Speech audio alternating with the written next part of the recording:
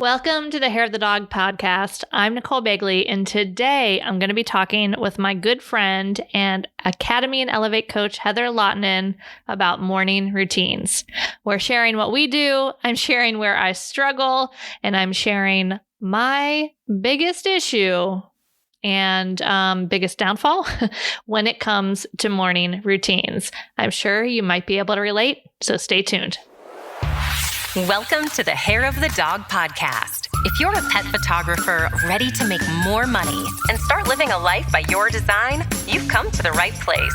And now, your host, pet photographer, travel addict, chocolate martini connoisseur, Nicole Begley.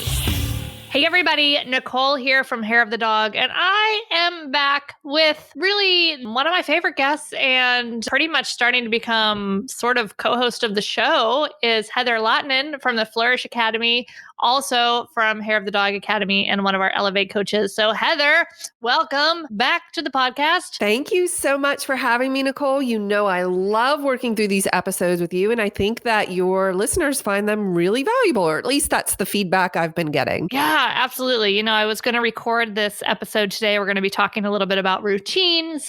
And, you know, I was just going to kind of share my routines. And I thought, you know what? It'd be way more fun to have a conversation with Heather, who also loves routines, about this. So, yeah, we're going to get some routination going.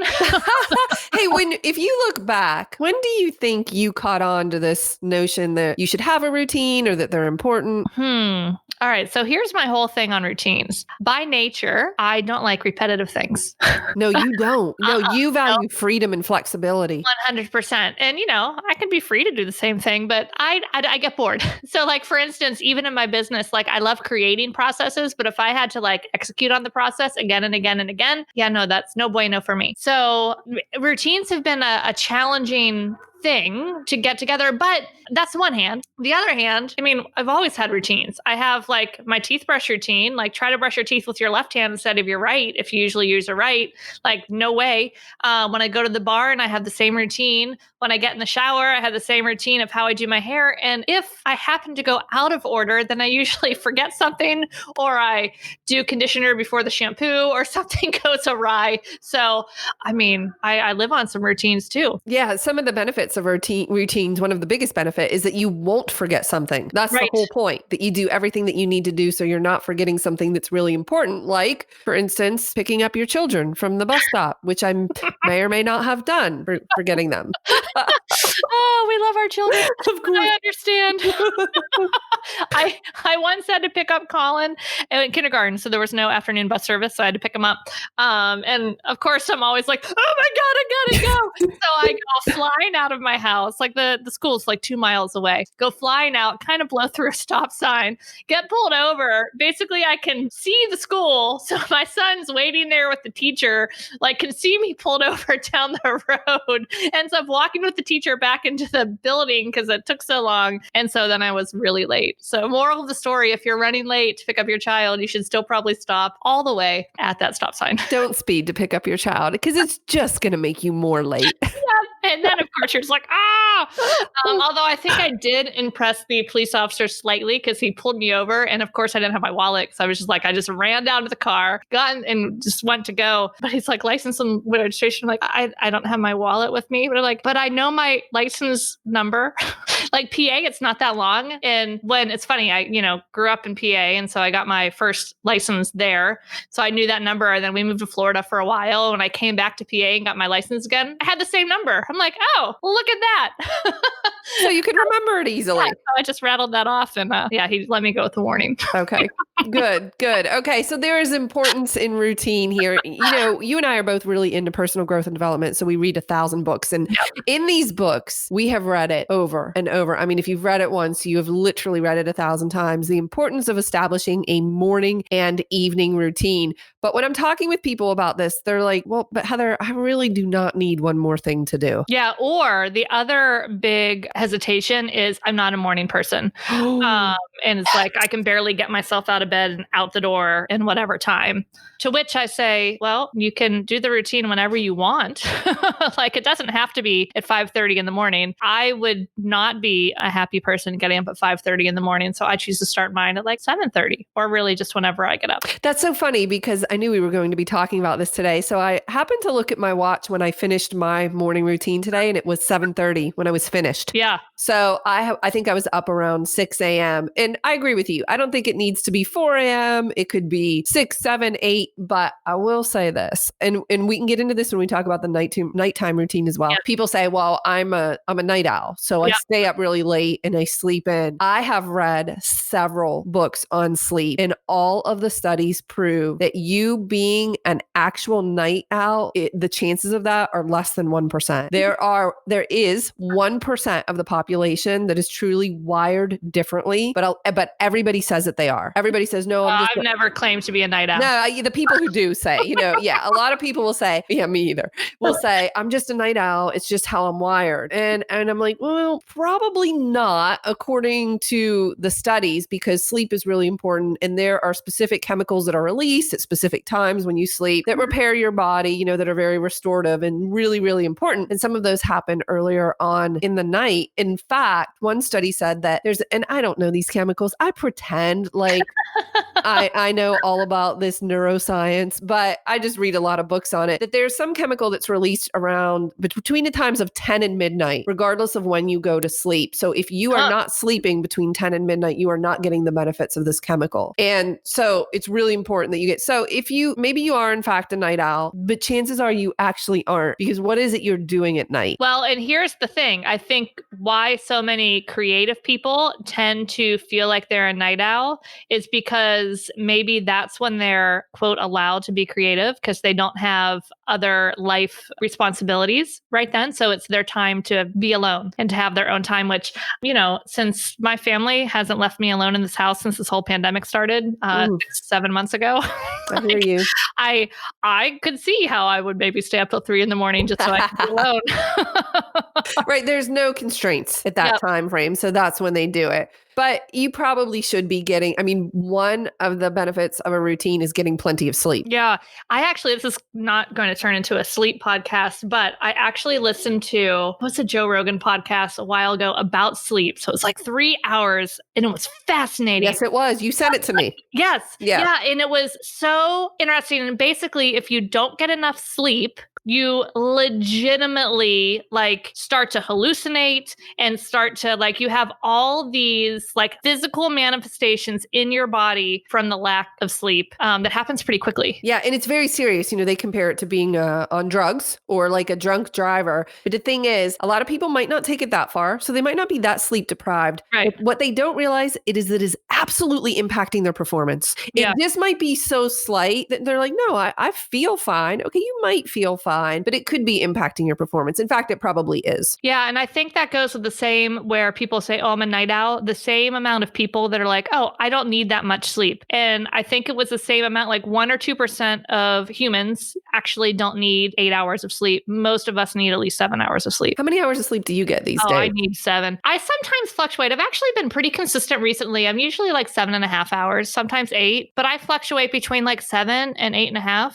If I get 8.5 hours of good sleep where I'm not up and tossing and turning, or last night, our fire alarm did one beep, which kind of woke me up. And I'm like, wait, was that in my dream or was that real? And then it beeped again. I was like, damn it. It's 12:15. And then I got out of bed and I'm sitting, I could tell it was upstairs, but we have 3 in the hallway outside of the different rooms. Plus there's so many, and there's carbon monoxide detectors. There's a gazillion detectors. So I'm sitting in our little loft area at 12:15 in my robe, wanting to go to bed, waiting for the beep. Sat there, Heather, for 15 minutes waiting for the beep, and it didn't beep again.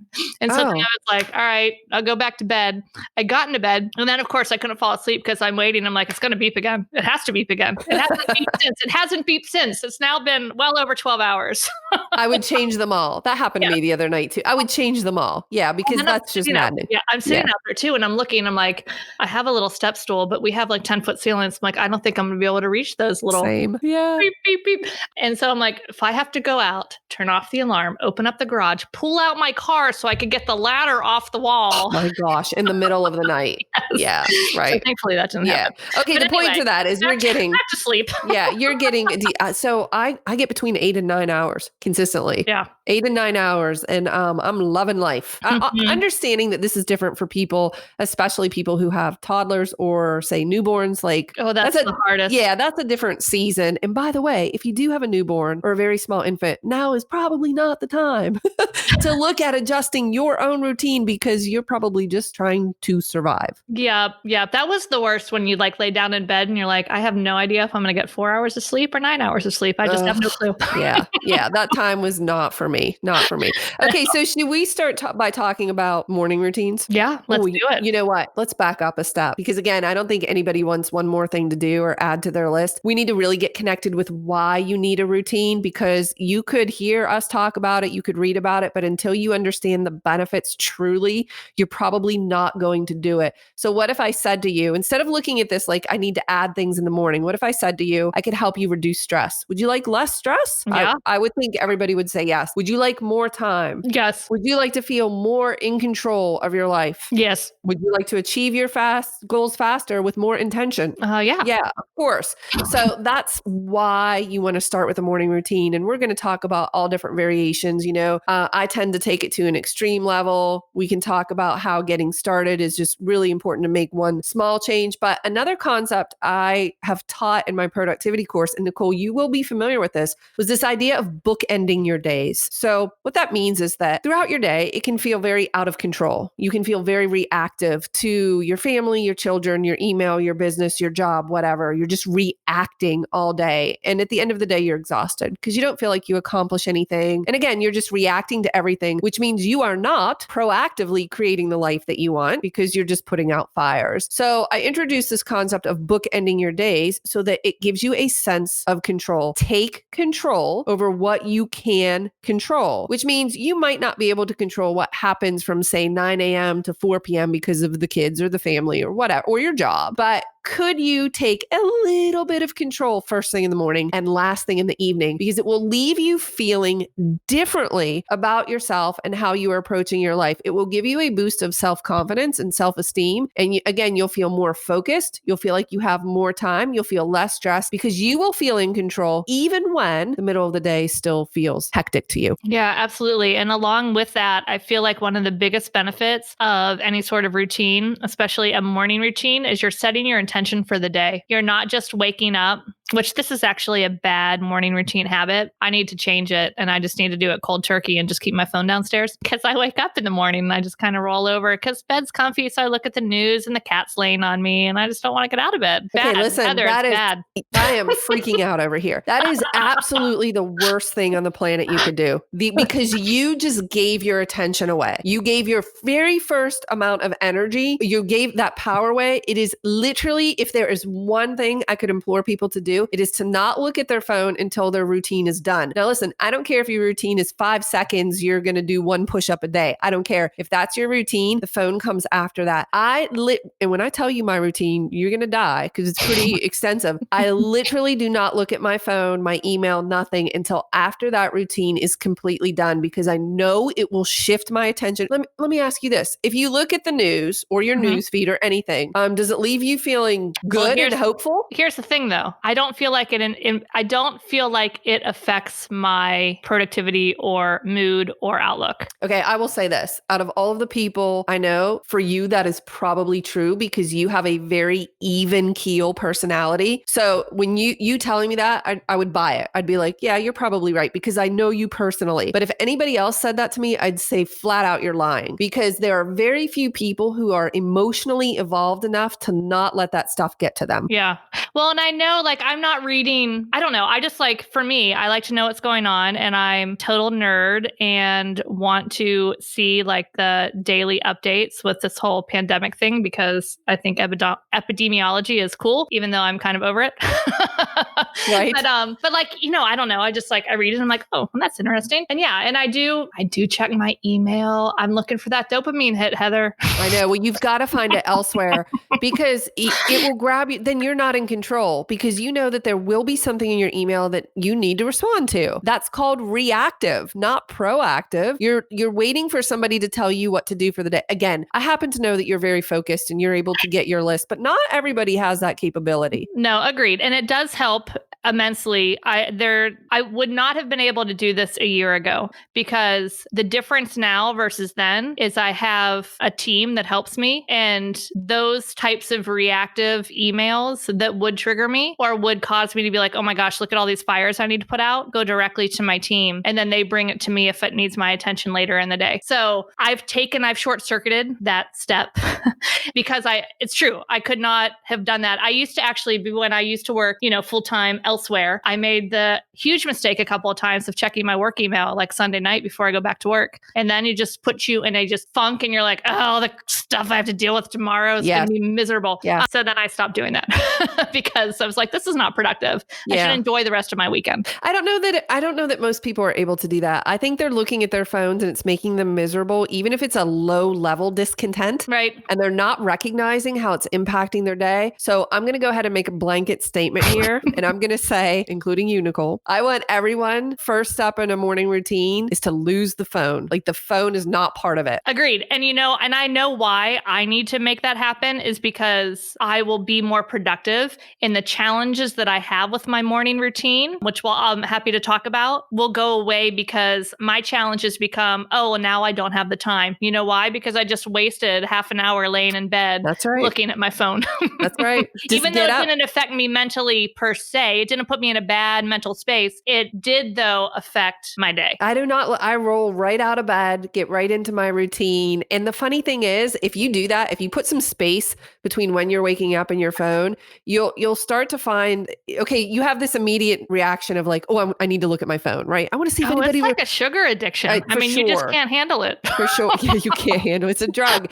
So you wake up and you're like, oh, I want to see if anybody replied to my Instagram post because it was actually really funny yesterday, But what I have found is that if you ride out that feeling and you resist it, it will go away. Because if I check it first thing, I'm on it. That's it. I'm done. I'll do my routine, but I'm distracted. The longer I wait, it's funny because like this morning I finished my routine and I did not in the least feel the need to check my phone. And I was at the point where I would have, quote, allowed myself to do so, but I didn't want to because I had already been so productive. I don't know. Something shifts in your mind. Mm-hmm. They say that's the same with sugar. If you actually stop eating it, you won't crave it as much. I'm not there, by the way.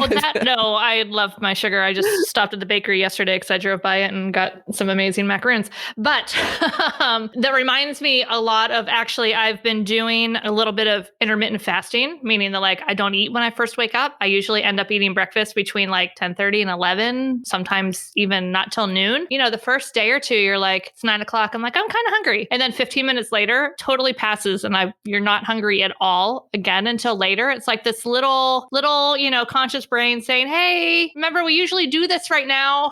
Like, hello? And then when you move past it, it's like, oh, okay, I guess we're doing something else now. That's actually a perfect example. That's exactly how you will feel about your phone if you don't look at it right away. You won't need to look at it. You just lean into that feeling, just let it pass. It's like riding a wave. You let it pass and then you'll get over it. It won't kill you not to look at your phone. And maybe you need to put it in a different place of your house. I'm making this public, declaration. Next week, I'm not going to look at my phone at all in the morning. Okay. Wow. I'm going to check in on you. I know you will. Did you look at your phone today? I think it's going to make a difference for you. I think time-wise, of course, you'll get out of bed faster and just get moving, and just get things done. And if you have something that you want to look at, maybe you'll move faster through your morning routine so that you can get to your phone. I don't know. Okay. Talk to me a little bit about what your current routine looks like. Yeah, sounds good. Mine is a little bit more approachable than yours.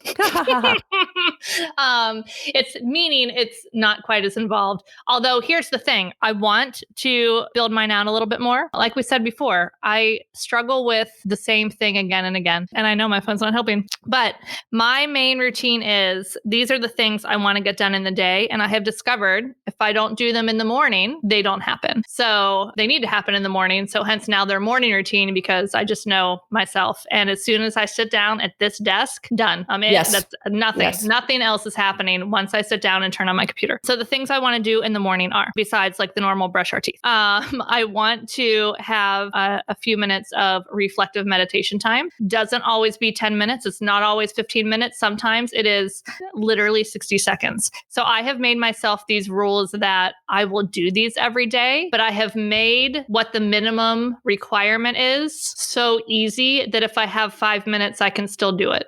So like 60 seconds of like meditative quiet time, but I usually try to do more like 10 minutes or so. And I prefer like a guided meditation kind of thing instead of just sitting and listening to my breath because my brain is not evolved enough to handle that silence yet.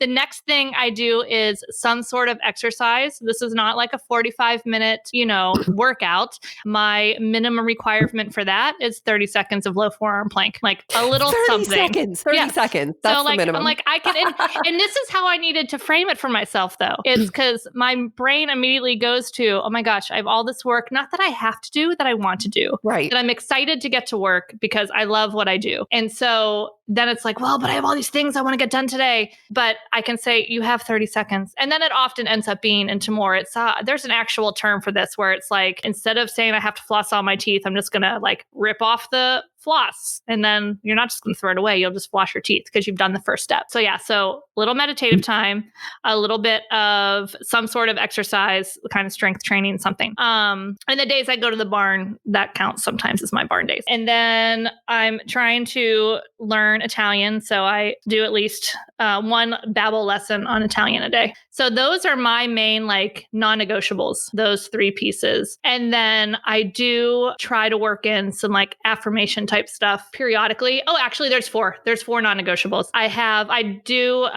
a book, Pam Grout. She wrote E Squared and Think and Grow Rich. And I love her. But she has a book. Basically it's like her take on A Course in Miracles. So it's like each day there's like a little 1-page, kind of affirmation or lesson from the Course in Miracles. So it's like, I will sit down and I'll make sure I read that once a day. So that's my 4 non-negotiables. A few minutes of quiet time, 30 seconds of low forearm plank, my Italian, and 1 page from that book. Well, that sounds pretty reasonable. So if you give me a range on like, if you did the minimum of in each component versus the maximum, what would that range look like? 5 minutes to an hour. Yeah. Okay. Right. So you don't have to necessarily invest an hour or hours worth of time in your morning routine because it could just be a couple of minutes. It could be 30 seconds. Mm-hmm. Yeah. And even because I've made those 4 non-negotiable, like Thursday mornings, for instance, this morning, it's an earlier morning for me. I get up, like take care of the animals, make sure the kids are set for school, and I have an early riding lesson. So I'm off to the barn early. So like today, I'm going to do my Italian later on today. I'll do my little low forearm plank at some point today. Like I'll do those things at other times, but because I've made them non-negotiable to myself, which we can talk a little bit about self-integrity here, then I make sure they just happen at some other point during the day. Okay. But if I let that happen every day, it wouldn't happen because I would get to be 9 o'clock. And I know this has happened to all of you guys. It happens to me where it's 9 o'clock. It's like, well, I'll just start tomorrow. Well, if I was going to ask you, how often does it not happen? Even if you say you're going to do it later, like, cause for me, if that exercise does not happen the very first thing in the morning, it will not happen, period. Yeah. I just know this about myself. Yep. Agreed. No, it depends. Like, because I've made the bar low, like I will force myself to do, okay. But if I was trying to say, like my minimum is 15 minutes of my mirror to do like a Pilates 15-minute class. If that doesn't happen first thing, like it's not going to happen. Sometimes, rarely. Right. But you understand how you operate. I think there's something really important here that we need to know is like, you have to understand how you function best and what works best for you, because it might not be the same for me. I tell my kids, you have to operate within the confines of the system, and you are the system. Like if it doesn't work for you, I know that exercising in the late afternoon or evening would never, ever in a million years work for me. But the opposite might be true for someone else, right? So I know that if exercise is a non-negotiable to me, it has to happen before 8 a.m. or it just won't happen. And we can upgrade our operating system, but we still need to work within the confines of, how much RAM we actually have. Yeah, that's a good point. That is a good point. Okay, what about your evening routine? Do you have one? Yeah. So my evening routine is a little bit unorthodox too, because I love me some TV series. Like not a lot, but like my relaxed time. And this is because I could literally watch a movie or a TV show and just go straight to bed, and it does not keep me up. I don't feel like, I need to watch the next episode. Like I watch one, like I'm usually in bed by 9, and then my husband and I watch a show, and then we usually lights out by 10:30. So prior to that, I usually try to shut down work about 5, and then I'll try to like just kind of relax. If it's nice outside, I'll sit on the porch and read a little bit, or sometimes I'll catch up on just like some personal things like, booking plane tickets to Italy. I find really relaxing. Right. I'll book some vacations and then make some dinner or pick up some dinner because I don't really love to cook. And I'm just kind of relax. But by 8 o'clock, we're like starting to really wind it down. And what would you say if you take a step back from like maybe an older version of Nicole versus where you are now? Where have you seen benefits to either of these routines? I think the biggest benefit is noticing my habits, whereas before it was completely reactive and I didn't even know. Like I just go get through the day and go and be tired.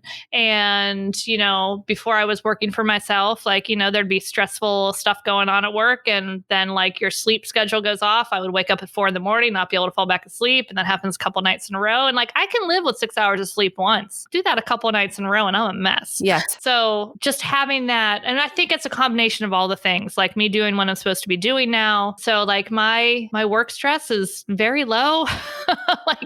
like my stress level in general is just pretty low. So that certainly helps. And, it's hard to say what came first, the chicken or the egg. Like just having these routines, to have kind of an outlet and to have a way to kind of quiet your mind and have kind of a routine in your day. Does that lead to less stress, or does the less stress lead to being able to do those more? It's hard to say what, but it definitely helps. Yeah, I agree with you. I feel very in control of my life and my day because I have, again, bookended my days. I take control in the morning, I take control in the evening. And then if something happens throughout the day that's more reactive, it's not as detrimental to my focus because I'm in control of the areas I can be. And actually, that happened this morning. I did my morning routine. I have things on my schedule today. And I was thrown off by 2, and I'm going to use air quotes here, photographic emergencies.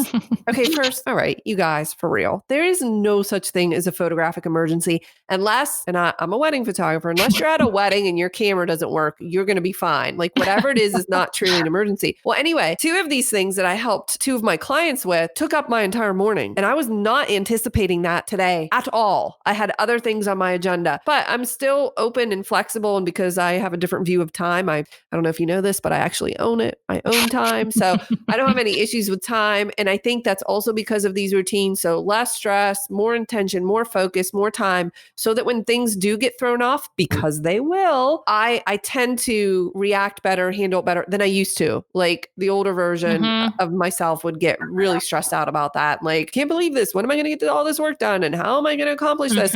Where now I feel much, much more focused. Yeah. The time thing, it took me a long time to start to make some strides in the time department because I always felt like there wasn't enough time. But guess what? Everything always gets done before it needs to get done. Somehow it works. So yeah. And then one of the other things, which I want to touch on later, but I want to get to your morning routine first, is one of the ways I think it helps for me to not feel stressed and to also feel productive is part of my daily routine that's not necessarily a morning or evening, but it's usually towards the end when I'm winding down my workday of me making a plan for the most important thing to do the next day and doing that first thing when I sit down. That is critically important because if you try to create your list the morning that you will be actually executing that list, Yeah, all of a sudden it's noon. That's right. And you're already in reactive mode, right? Where if you do it the night before, or if you're a Sunday type planner, where you're doing it Sunday evening, you're planning out the week, that is absolutely proactive. And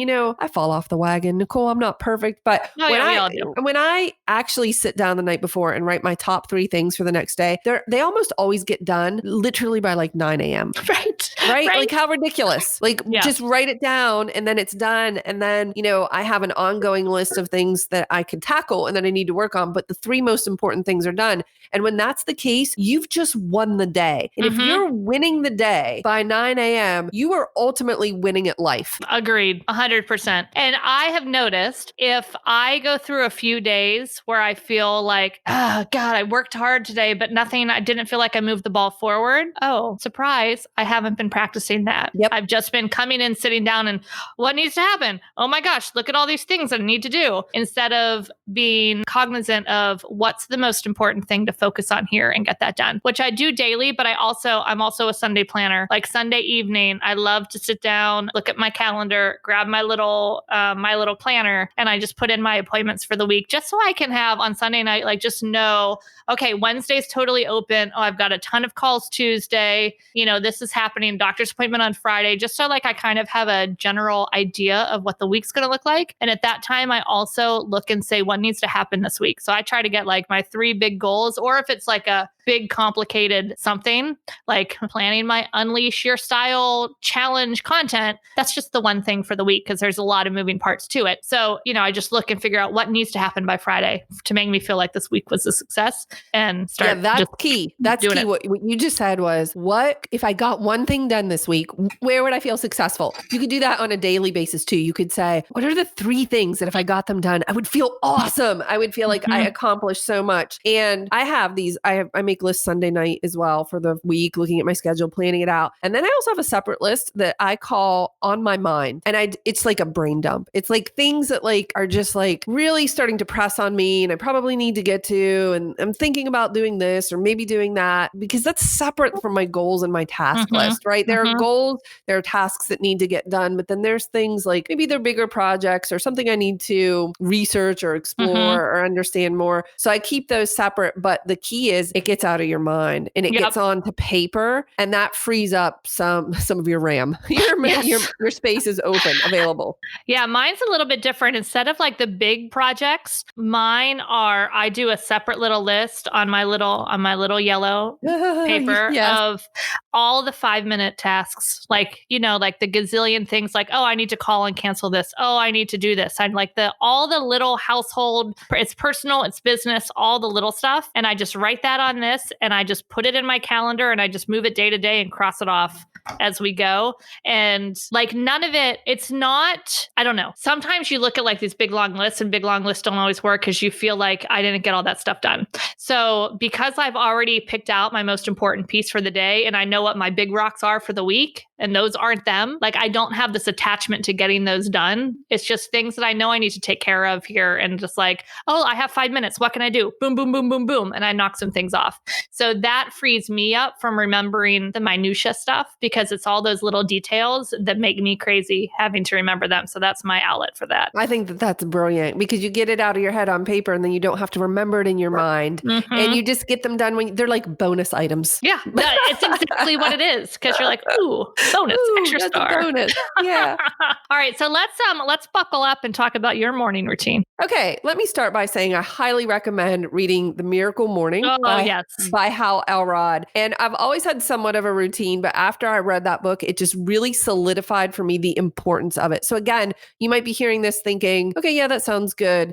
I think you should really pick up this book and read it or listen to it, because it will just inspire you to actually take action. So at a high level, I'm going to share what he calls his life savers and then how I adapted those. And it's a super quick read for those of you guys like, I don't have time to read a book. Yes. Such an easy read. Highly recommend. Very easy. So savers is actually an acronym, and the S stands for silence. So that's meditation, breathing, whatever you want to call it. The A stands for affirmations. So whether you're reading something or you're saying things, those are affirmations. The V is for visualization. So imagining a future scenario for your business or your life. E is for exercise. It's pretty straightforward. R is for reading so that you can fill your brain with something positive, ideas and thoughts to improve yourself, learning, knowledge, all of that good stuff. And S is for scribing, which is journaling. So I was really inspired.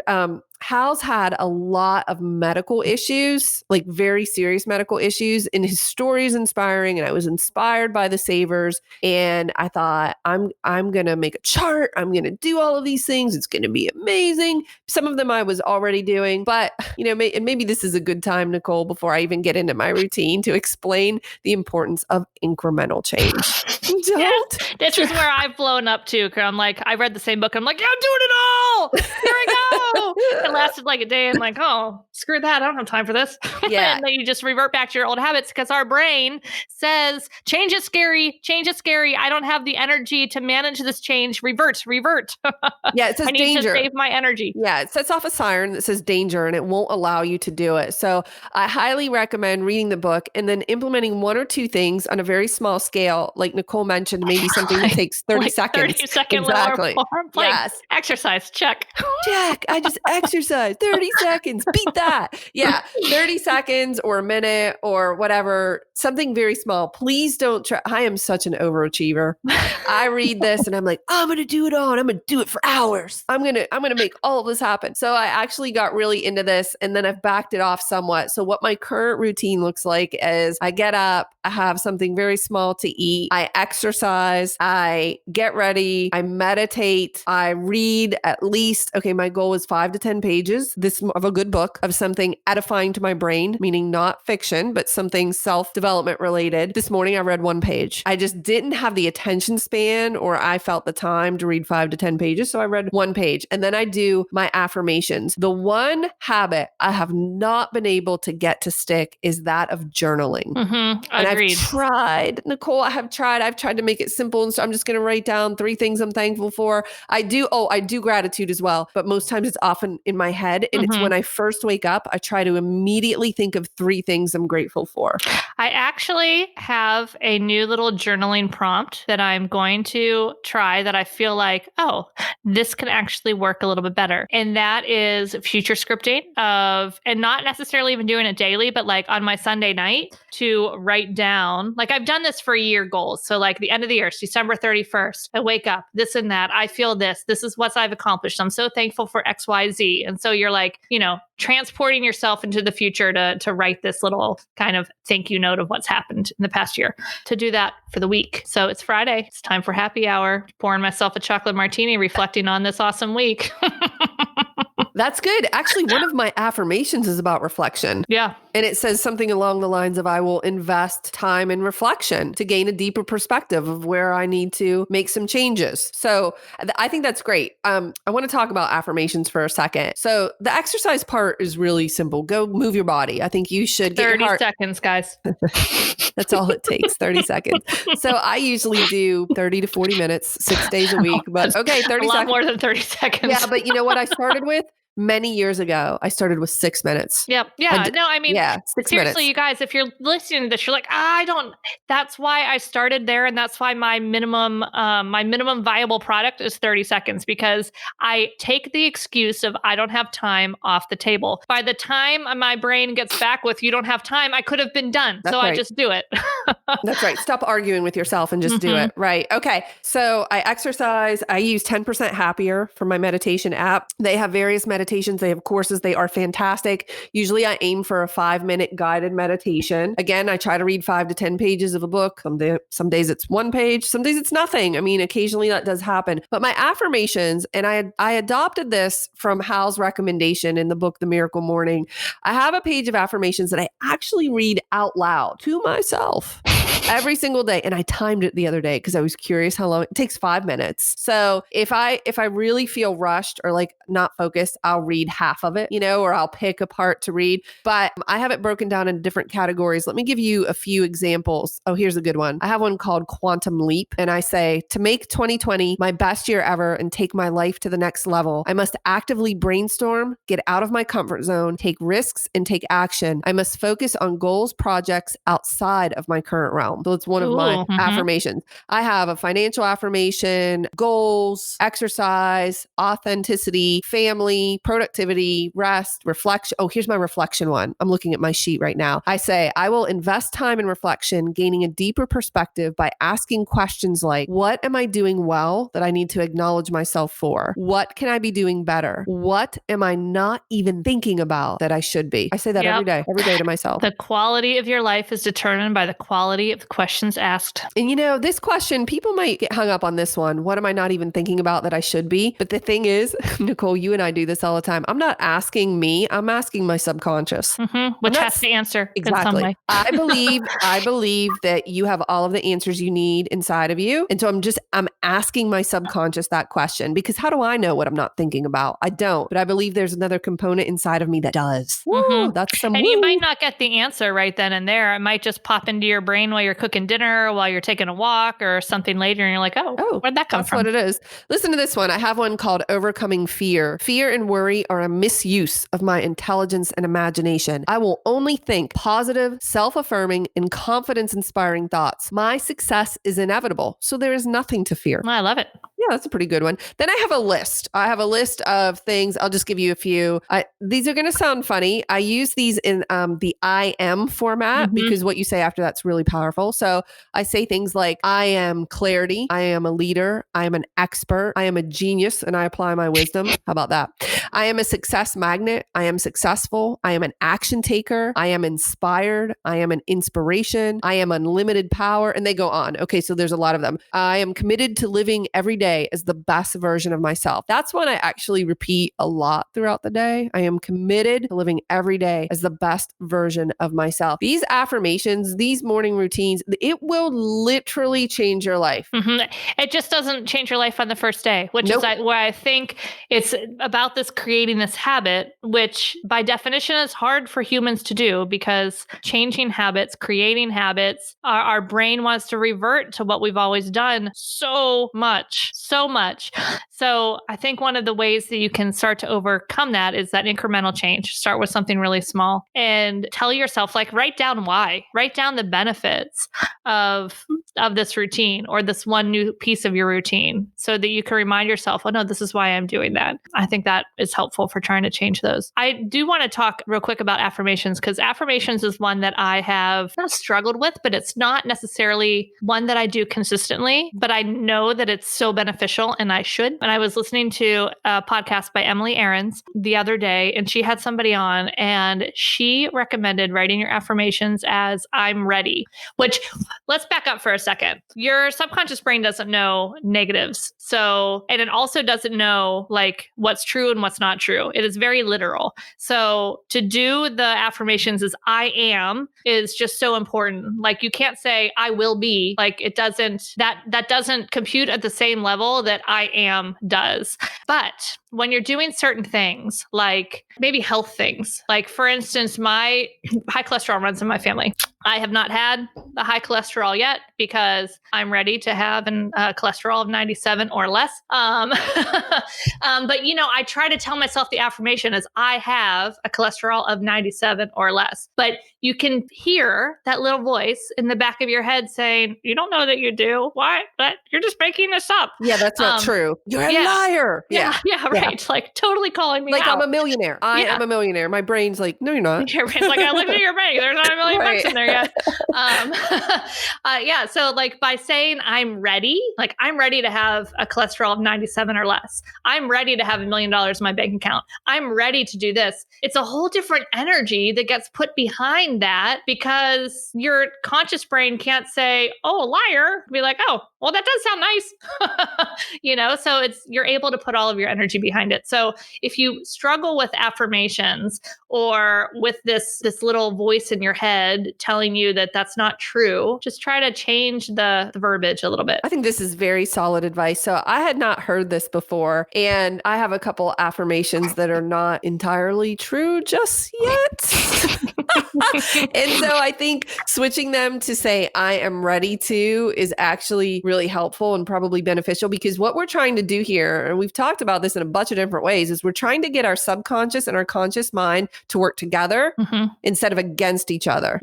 And so what you tell your subconscious versus what your conscious knows, like I know it sounds like, you guys, I know sometimes when I hear Nicole and I talk, I think if somebody heard this conversation, they would legitimately think we were crazy. Where she's like asking me a question and I'm like, well, before you go to bed tonight, just ask your subconscious. I mean, and I do. I get to bed. I'm like, hey, subconscious, hook me up with this. And it almost always does. Usually in that moment when I wake up in the morning, like I'm just waking up and I'm like, oh, wait, what is that I was just thinking about? Or what was that little dream I just had? Write it down. Like it happens. Or it just might happen again with a random thought while you're just like, well, you least expect it, in the shower, taking a walk, wherever. Right. And then you're like, wait, where did that come from? People will refer to this as like an epiphany, or, oh, it was just like instinct, but that's actually not what's really happening. It's that you put your mind on it and your brain came up with the answer. It just needed you to ask the right question to sort of mine it, right? To find it. Yeah, no, that's really good. So, okay, my morning routine. I've timed it a couple of times. If I am like all in, there was this one time, I'll never forget. I actually reached out to you and I was like, Nicole, my morning routine took 2 hours this morning. Like, that's a little bit much. Okay. That's too far. The truth is, if depending on how succinct everything is flowing together, it's usually about an hour and a half at most. Which really isn't bad because you're exercising for a third of that. 30 to 40 minutes. Right. Yeah. So most of that is exercise, because the reading of the affirmations is 5 minutes. The book is 5 minutes. The meditation is 5 minutes. I mean, that's only 15, and that's literally everything else. So it's 15 minutes for that. And then however long I decide to exercise. So, again, I think that people, especially people who are struggling with time management, maybe need to start with like a 5-minute routine or 5 minutes or less to get through a few things, and then just slowly start adding on to it based on what's important to you in this season. Maybe it's like super important to you to get fit or to work on your health. So you want to implement the 30-second plank, hoping to get to the 6-minute ab video that I watched, right? So maybe that's where you want to start. Or maybe you're already good with that and you want to add in reading, and you're like, well, pick up the Miracle Morning and read a couple pages of it every morning. And these will, you will then be proactively creating your own life, creating it, the life of your dreams based on the season that you're in, not just reactively living to the outside forces of the world around you. Yeah. I mean, I don't even know that there's anywhere left to go after that, because that is, sums it up. Well, I need to really quickly I'm going to hit you with my evening routine. Oh yeah. Let's talk evening routines. Yeah, but it's really very simple. I mean, I try to stop working between 4 and 5, same as you. We have dinner every night together as a family around 6 or 6:30 p.m. After that, depending on the season, a lot of times I'm outside working or doing something. We live on a homestead, so there's always work to be done. Now that it's getting darker earlier, that's shifted a little bit. I might read, I might watch a show with the kids, but I'm almost always typically in bed reading a book at 8:30 p.m. How long I read just depends on how long I can keep my eyes open. The other night, I was probably asleep at 8:36 p.m. Some nights I'll get to like 9:30, so I'll read for an hour, but almost never, ever past that. So really the important things to me in the evening are like getting to bed, in bed at a decent hour so I can read, really. It's not, I mean, yeah, the sleep is super important to me and I love sleep, who doesn't? But it's really about like, I want to get in bed so I can read. So I can read something again that's edifying to my mind before I fall asleep. That's really, really important to me. So that's like a non-negotiable. Is 8:30. 8:30 or 9. I mean, I'm flexible. I'm not a freak about this stuff for the most part. I'm a pretty reasonable person, although I have been known to yell at my children to leave me alone. I'm going to bed to read at 8:30. Ella's like, Mom, it's 8:30. I don't care. I need some time to read. Yeah, at night, right? Yeah, not in the morning, because I like to also get up early and get things moving. But I would say for me, if I were to put more weight on one or the other, if I were new to this, I would focus on the morning routine. I think it's more impactful. Agreed. Because by the end of the day, you usually have lost some motivation. Yep. And you're just tired. Your brain's tired. It's made decisions all day. And then you're just not setting yourself up for success, because it's going to be hard to overcome those already programmed habits. That's right. Yeah, for sure. Yeah, you guys, I hope you enjoyed this little peek into the lives of me and Heather and I think I'm going to start keeping my phone downstairs. I think that you need to, because it's such a reflex for you that you just, for most people, Oh yeah, they reach over and it's they're, like, and they're reading it because it's mindless and it's easy and you're curious. And the bed's comfortable and warm and cuddling with the cat. No, you just have to get up. I think the alarm. We got to rip a Band-Aid off. Correct. I mean, like literally just roll over and get out of bed, because you'll get your day started sooner